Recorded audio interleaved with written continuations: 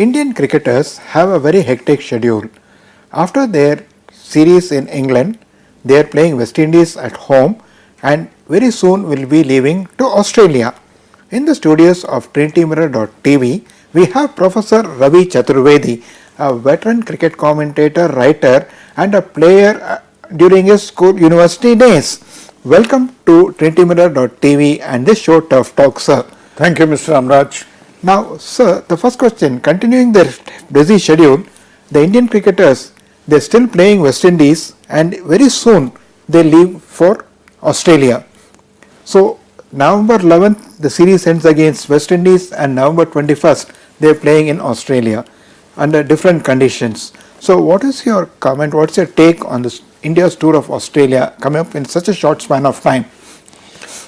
Mr. Amraj, in fact, the busy schedule is not only starting after the West Indies tour and the Indian team going to Australia. In fact, if you look back, the Indian team has been through a very busy schedule, and they have hardly 10 days before they start playing competitive cricket in Australia. Now, as this is what I have been advocating, this is what I have been raising my voice against, that the BCCI has not been planning the tours in a proper fashion. They are not scheduling it well because there should be a sufficient time between the two tours, and then there's sufficient time for the players to acclimatize themselves to the alien conditions of a different country where they are going to play. When I talk of the conditions, I am not talking only of the climatic conditions, I am talking also of the cricketing conditions, because cricketing conditions all over the world in different countries are very different, except the subcontinent where perhaps we have ideal conditions in all the three countries where we play cricket. Bangladesh, now of course Afghanistan has also joined, but Afghanistan you can't play. But in Pakistan, India and Sri Lanka, Bangladesh, we have practically the same ideal conditions. But going to Australia, the playing conditions are very different and difficult, because there is a bounce in Australian wickets. Early morning there is also a movement in the air. And in India, when you play cricket, all that you have to do is, the ball comes up to knee height. All that you have to do is go forward, put your bat and pad together, leave no space, and you are 99% sure. With the bounce, the ball coming at a height always, which comes at a shoulder height or at least the chest height, that is where you don't have to play forward, you have to play of the back foot. If you ask me, there's one player whom I find, if I look at and analyze the technique of the players, Rohit Sharma is one who's very good of the back foot. So maybe in Australia he will do very well. But most of the Indian players are accustomed to playing forward. That is where they will be in trouble. Now these 10 days time is too less a time for them to get accustomed to things like that. You know, you develop a habit. They are habitual to playing forward, and which could be suicidal in Australian conditions. But because they are accustomed to so much of international cricket, so I hope they will be able to adapt themselves within a very short span of 10 days. But still, nevertheless, having said that, I think today, because of shifting quickly from one country to another, to a certain extent the players do get accustomed. They know very well what will be the conditions available there. So they try to adapt themselves. Player like Virat Kohli, he could be. But one silver lining in the dark cloud that I see in the decision of the BCCI is that they are sending some of the test players in advance to play in New Zealand, some friendly matches. That is a good step. That is what should be done for the entire team, in fact. So they will get acclimatized when they come to play in Australia. They will be little acclimatized to the local conditions. Though I have a rider even there. The New Zealand pitches don't have that much of bounce which the Australian wickets have. So that also could be a problem there. What I would have suggested that they should have played in some league matches in Australian wickets, which would have been ideal for it. Anyway, it's good that they are going to New Zealand to play some matches. It's a positive sign, and let's hope that they do well. And as you rightly put it, different cricketing conditions. In fact, on November the 11th they play their final match against West Indies and then go to Gaba, Brisbane, and 21st they play a match. And what do you think of the prospect of the Indian team? Look, if you ask me about Gaba on the Perth wicket, WACA, that is Western Australian Cricket Association ground, a time was there in 50s and 60s when there were stadiums, there were wickets which were known for bounce and swing. That was Lord's in England, Perth in Australia, and Kingston, Jamaica. Over the years, the wicket have slowed down. Otherwise, Perth was one of the fastest wickets in Australia. The conditions have changed, but still I feel one of the fastest wicket which the Indian team is going to encounter would be at Perth, and that will be the testing ground for the Indian batsmanship there. And let's hope they are able to cope with those conditions. But they are going to be very testing conditions at Perth for India. So this schedule now, even in Australia, they start off with 3 T20s, then go for the longer format of test matches, then come back to the shorter format of 50-over matches. So do you think this kind of interspersion of the smaller and longer versions would work well for the team, or what are your comments and views on how? Well, I don't think I am an expert in this field, but as a human being and as a cricket lover, I feel that the two versions, that is T20 and 50-over matches, they are cousins. They are offshoot of same format of the game, only the number of overs are increased or lessened.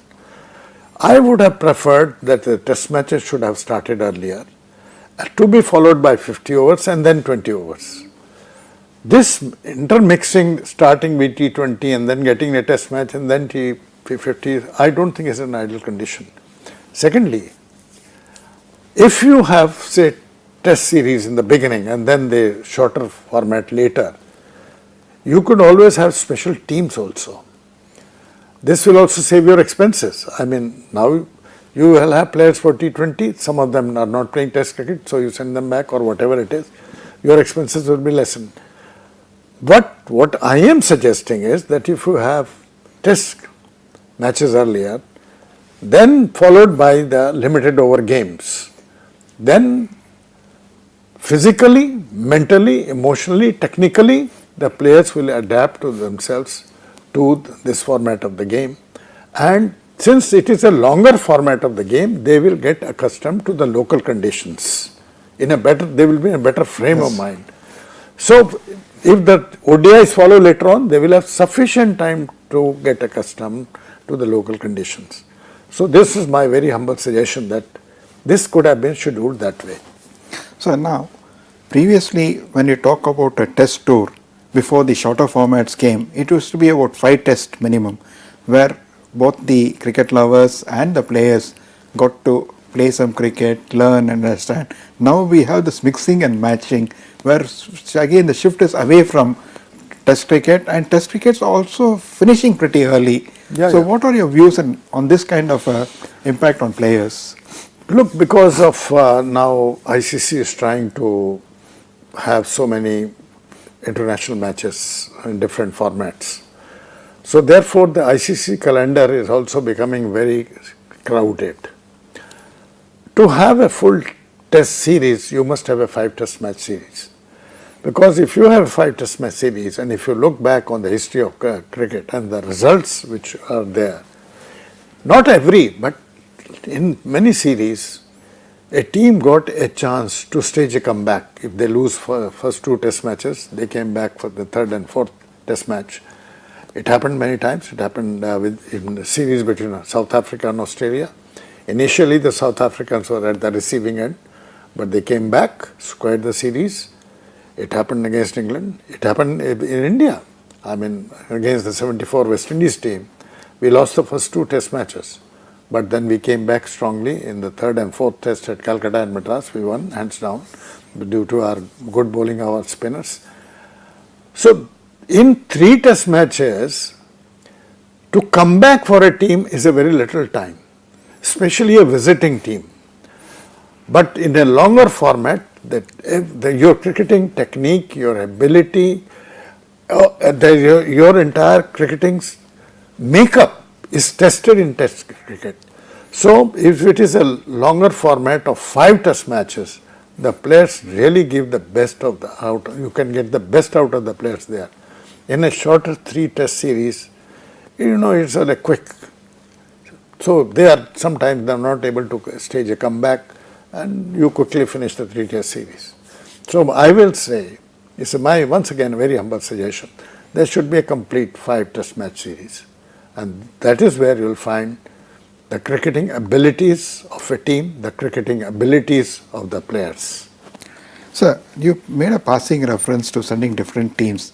Even in the present schedule which we have for the Australian series, T20, Test and then ODI, do you think it would be good to have different players being sent for the Indian team to perform better there? I think it would be a very wise thing to have there. Of course, you are players like Virat.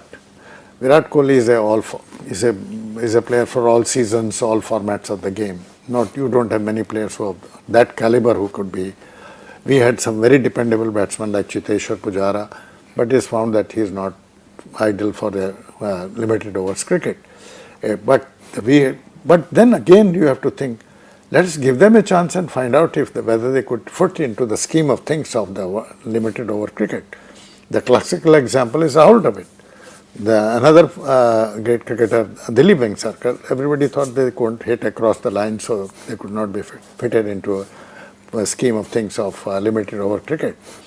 But what their ability was, they were able to rotate the strike.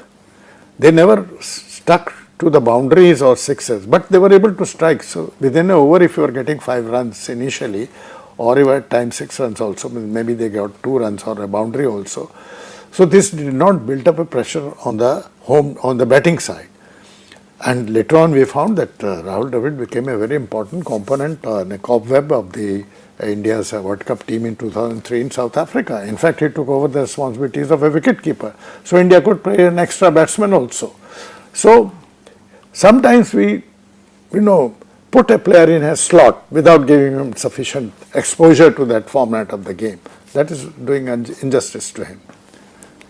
And in Australia, so who are the players you think who are going to be very crucial and important for India in these different formats? Mr. Amraj, I am particularly concerned about, rather worried about India's performance in test matches. That is because the openers have not come up to the expectation of the Indian team throughout the England tour. And once again, the Australian fast bowlers are again going to test your upper half of the batting. And if our openers fail, for God's sake, I presume they won't, then again we will be under tremendous pressure. And once your openers fail, this puts pressure, and then your ability to put up a respectable total or a challenging total also diminishes. This happened in England, and that's why India lost the series. But I hope that they have learned their lessons in England. I don't write off the Indian openers, but I hope that they would have learned a lesson, and they will have that technique to cope with the rising ball, because that is again a very weak point of the Indian batsman.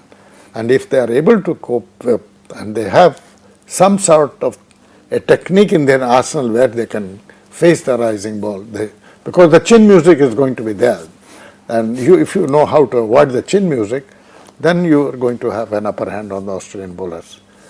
Because the challenge for India in Australia would be your batsmen. And I am very hopeful that our fast bowlers and our spinners, and particularly the fast bowlers, who delivered in England, we failed only because of the batting, not because of the bowling. It is a very paradigm shift that the bowlers of Indian team were giving you a lead. They provided you the edge which you could not encash. I hope in Australia it's the batsmen, the challenges for the batsmen, and I hope they come up with a good performance. So you very rightly mentioned the challenges as batsmen, especially openers. Given that we have a few opening players for the opening slot, like we have Dhawan, we have Rahul, we have Murli Vijay, and you have this young man Prithvi Shaw. So, what would you think would be the ideal opening pair for a test match in India? I mean, in Australia, sorry. You see, it is a very difficult question in the sense everything happens on the ground. I mean, on a chessboard, you can do a few exercises which we are doing here also. It's very difficult to say. Murli Vijay was a very dependable opener all through the years. But maybe over the years, his reflexes have slowed down. And in England, where the ball moves a lot, maybe those conditions where the ball moved very quickly, his reflexes were slow, and therefore he was getting out. And once or twice you get out, you lose your confidence, and you start reassessing yourself, your technique, your grip, and so on and so forth.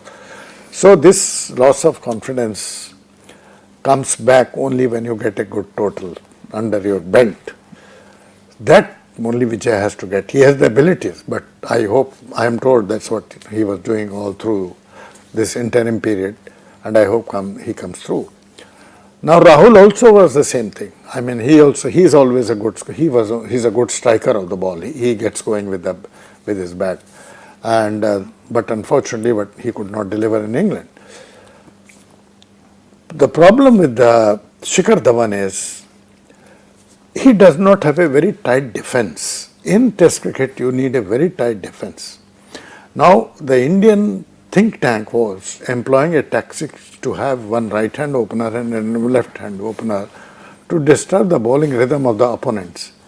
But when your left-hand batsman does not click, then you are in trouble. So, let us hope that Murli Vijay, KL Rahul or Prithvi Shaw, they are able to deliver what is expected out of an opener in a very testing tour of Australia.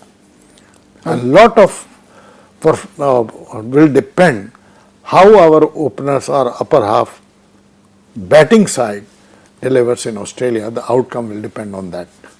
Now, Prithvi Shaw, he did very well against West Indies, but Indian conditions, he is pretty young. Do you think it's right time to expose him under Australian conditions?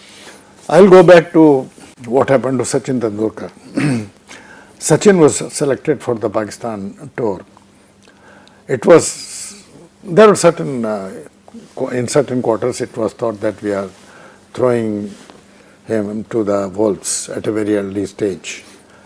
But he had the technique, he had the temperament, he came out against one of the fastest bowlers of the world. Imran, Wasim, Yunus. Shoaib was not in that international cricket. So it is good to expose. I mean, now that he has played Test cricket, there's some degree of confidence in him. And even if there's some sort of a flaws still existing in his technique, he will have time to rectify all those flaws in his technique in those Australian conditions. But a mature batsman, will learn quickly, and he is young enough to learn. The younger you are, the better you will learn. And those are testing conditions. They are the conditions, they will test you very severely. And I hope this youngster, who's very talented, comes through unscathed during the Australian series. So you're talking about it's kind of a disadvantage in India because everything depends on the batting. But when you come to Australia, two of their very good players, Steve Smith and David Warner, like David Warner can destroy any team. Both are out because of the 1-year ban. So do you think that could be to India's advantage? Yes, psychologically it is a big advantage because when such a big player, such a destructive batsman like David Warner is not around you, you know, half of you're mentally and physically, you are emotionally, you think, no, I can get the other man out. But Dave Warner there, you always think, well, this fellow is a really great batsman, and then half of it psychologically you are down. But there will be a question mark. I have a reservation about it. Whatever may be today's Australian cricket is passing through a difficult phase. They have nosedived. But let us not forget that like India, Australian cricket also, domestic cricket is a very strong cricket. And if you go through the history of Australian cricket, at times they have thrown up players, world-class players, at once in just split seconds. You have heard of many players who were given that tag of Breadman, Ian Craig, and there were others. They did not come up to that, but they had the talent, there's no doubt about it. This cricket, the basis of which is so strong, you never know, they will spring a surprise, they will throw up a youngster and he will come up with the performance. It happened in England. The rookies, they took the India to task. I mean, they delivered, and that's why the England won the series. So when you face a professional team like Australia, where the cricket is so strong at the domestic level, at the base, there's a base very strong. I do not expect that India will have an easy time. It is a testing time. They may come out successful, but it's going to be a testing time. So now, after all these discussions, if you are asked to pick one Indian batsman and one Indian bowler who could do well under Australian conditions, who would that be? It's a very difficult question because it is all a theoretical thing, and things happen on the ground and under different conditions. But when you look at the batting of the Indian players, I mean, there is no doubt. I mean, everybody knows it, and it is Virat Kohli is the one who's well equipped to deal in any sorts of conditions to deliver, and he has been delivering. And let's hope once again it's Virat who will be able to face the chin music better than any other Indian batsman, and in fact provide an example how to face the chin music. Amongst the bowlers, I feel, I have a hunch that Bhuvneshwar Kumar is the one bowler, despite that he is just a medium pace bowler, but he's very much, I see an image of Richard Hadley in Bhuvneshwar Kumar. Richard Hadley always bowled in the corridor, and that's what I see in Bhuvneshwar also. And lately Bhuvneshwar learned the technique of moving the ball in both ways, which is his added asset. And so in my mind, I will feel that Bhuvi could be a trump card in Australia. Thank you very much, Sir Professor Ravi Chathurvedi, for sharing your views on India's tour of Australia. Wow.